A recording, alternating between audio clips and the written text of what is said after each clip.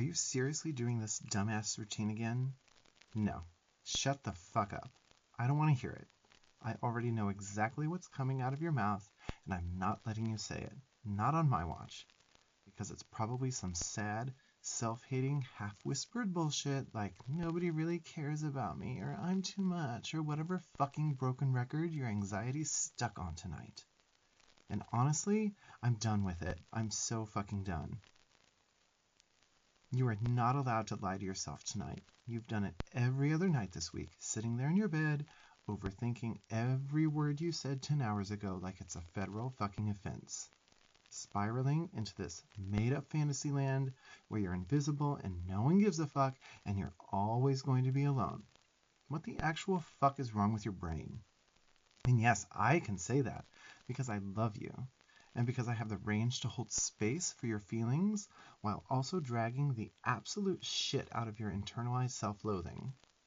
So tonight, I'm here and I'm staying, and I'm going to gaslight the fuck out of your anxiety until it cries. You are not unlovable, you are not weird, you are not the sad gay side character who dies off screen, you are the damn main character, and I'm going to beat your self-doubt into the dirt with my words until you believe that shit. So get comfy and shut the hell up. I'm not going anywhere. Let's start with the most rage-inducing delusion of them all. You, my dear dumbass, actually think you're not hot. I cannot even begin to describe how violently incorrect that is. It is so wrong it should be illegal. Like you could genuinely be sued for false advertising every time you open your mouth and say that kind of shit. You are fucking hot, and not in that bland, filtered, insta thirst trap kind of way. You're the kind of hot that fucks people up. You're the kind of hot that makes someone drop their drink in a bar and pretend it didn't happen. You're the kind of hot that makes other gays pull their phones out and open Grindr just to see if there's any chance in hell that you're already on it. And yet here you are, laying in bed, like a tragic little Victorian ghost whispering, "I'm not attractive." Like, what the fuck are you talking about? You've got a face people fantasize about, a voice that makes people forget what they're saying. You've got this whole energy, this effortless, I don't even know I'm desirable vibe that drives people fucking feral. And you walk around like you're some irrelevant potato gremlin that no one notices. Are you okay? No, like seriously. Are you like fucking okay? You've internalized so much garbage from other people, from dating apps, from toxic gay spaces, where if you're not ripped or rich or robotic, you get ignored. But that shit is a lie. That shit is built to make you hate yourself, so you spend your whole fucking life chasing validation from broken people. And you don't need to chase shit. You're already it. You walk into a room and people fucking react. And you act like you don't notice, like it doesn't mean anything, like it's coincidence. No, it's not a fucking coincidence. You are the event. You are the gay earthquake people feel in their chests when you make eye contact. So, yeah, you're hot. Hotter than hell, hotter than the guys who've hurt you, hotter than your self-perception will allow you to admit. So accept it, or I swear I will start listing names.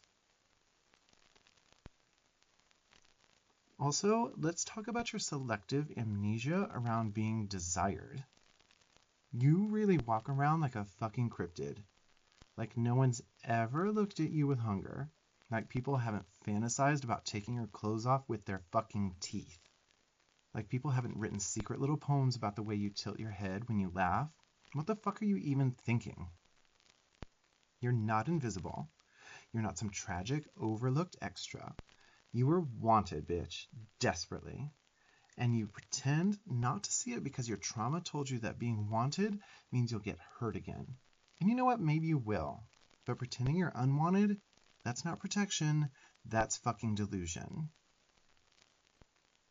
People flirt with you constantly. They ask you dumbass questions they already know the answer to, just so they can keep talking to you. They laugh way too hard at your jokes, and they find so many excuses to accidentally touch your arm. And you sit there acting like it's just friendly?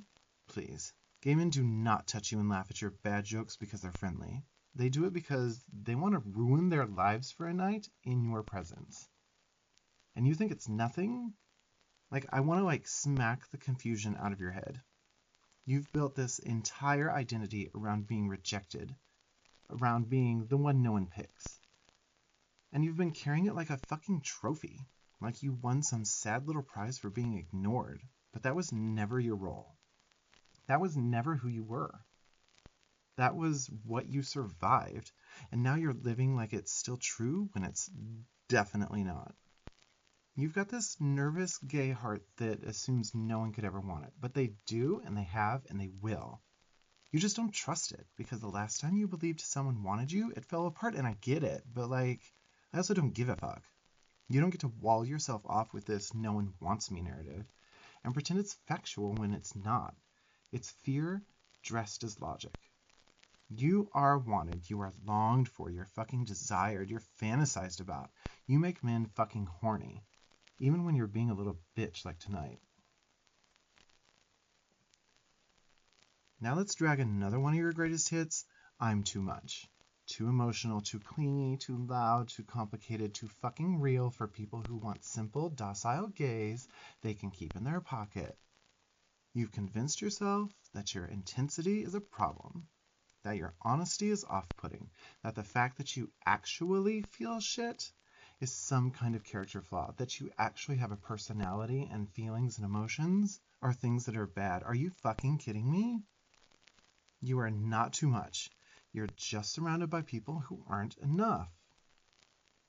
You have depth, you have layers, you have fire in your fucking chest. And that scares the living hell out of people who are emotionally constipated and spiritually beige. People who haven't felt anything real since 2019. People who think vulnerability is embarrassing. You've got a loud, messy, beautiful heart. And you keep trying to dilute it, to compress it into something more appropriate so people won't flinch when they get close to you. But you know what? Fuck appropriate. You're the emotional climax of every movie that made us cry as kids, and you think you need to dim that? No. What you need is someone who can actually handle it.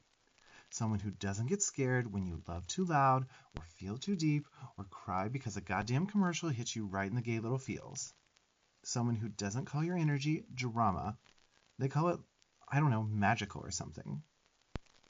And until you find that person, I will be here screaming in your fucking little ear that you are not too much. You are exactly what you're supposed to be. And anyone who can't handle that can choke on their lukewarm emotional detachment. Because you are a lot. Don't get me wrong. And I fucking love that about you.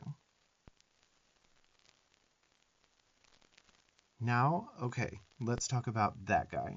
You know the one who said that thing that you've repeated to yourself for years? The one whose words branded themselves into your fucking soul like he was handing out prophecies? The one you let live in your head like some shitty little demon squatter, telling you you're not good enough, you're not pretty enough, you're not whatever the fuck enough? And you know what? Fuck him. I don't care what he fucking said. I don't care what tone he said it in. I don't care if he seemed sincere. He was wrong. He was emotionally lazy. He was weak as fuck. And you've been carrying his voice around in your skull like it's gospel. It is not. It's fucking garbage. He was garbage. He didn't reject you because you were unlovable. He rejected you because he didn't know what to do with someone who showed up fully. Because he was used to dealing with half people, with masks and walls and filters. And you brought real shit. You scared the fuck out of him. You were not what he said you were. You were not broken. You were not unwanted. You were simply too bright for someone who never opened his fucking eyes. So let him go. Let his words rot. They were never the truth. But all right, okay, here is the truth. You're stuck with me. And I'm not going anywhere. I'm going to keep saying these words in your ear like a dramatic gay little conscience, basically Jiminy Cricket, until you finally admit that maybe you're not the worthless goblin your anxiety keeps telling you you are. You are magnetic, you are wanted, you are lovable exactly as you are. And not because you're perfect or because you fixed yourself, but because you're real, because you feel things, because you show up when it's hard, because you've survived shit no one should have to survive, and you still somehow have the capacity to love. That's hot as hell, by the way. So yeah, go ahead, close your eyes, let the fake narrative dissolve a little. Let me scream whisper affirmations into your stubborn gay soul until it finally shuts the fuck up. You're not broken. You're not ugly. You're not too much. You're a fucking masterpiece, and you don't even know it. So breathe, and then go the fuck to sleep. I love you, weirdo.